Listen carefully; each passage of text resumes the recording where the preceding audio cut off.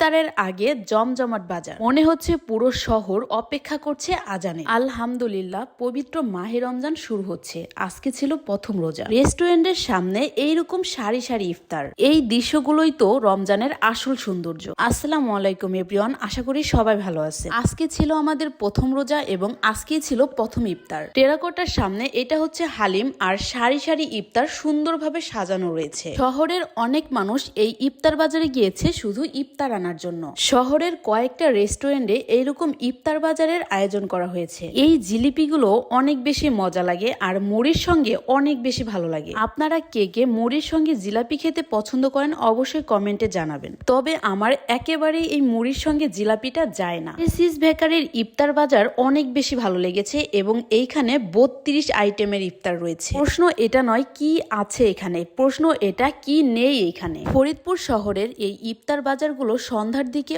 অনেক বেশি ভিড় থাকে। প্রতিটা মানুষই ইফতার বাজার থেকে বাজার করে এবং ইফতারি কিনে নিয়ে বাসায় যায়। ওয়েসিস বেকারির ইফতারের মধ্যে এইখানে ছিল অনেক স্পেশাল একটা হালিম। সবাই তো ইফতার বাজারে গিয়ে পার্সেলই নেয়, তো এইখানে সবগুলো আগে থেকে প্যাকেট করা ছিল। বিসমিল্লাহ বেকারির ইফতারগুলো ছিল অনেক ধরনের আইটেম। এইখানেও অনেক ধরনের মজার মজার খাবার তৈরি করা ছিল, যেইগুলো দেখতে কি লোভনীয় ছিল, তাই না? রোজার সৌন্দর্যই আলাদা, কেননা এত এত খাবার থাকবে, তবে সেটা দেখা যাবে কিন্তু খাওয়া যাবে না। সন্ধ্যার আজানের অপেক্ষায় ছিল পুরো শহর। ধন্যবাদ এভরিওয়ান আমার সম্পূর্ণ ভিডিওটি দেখার জন্য।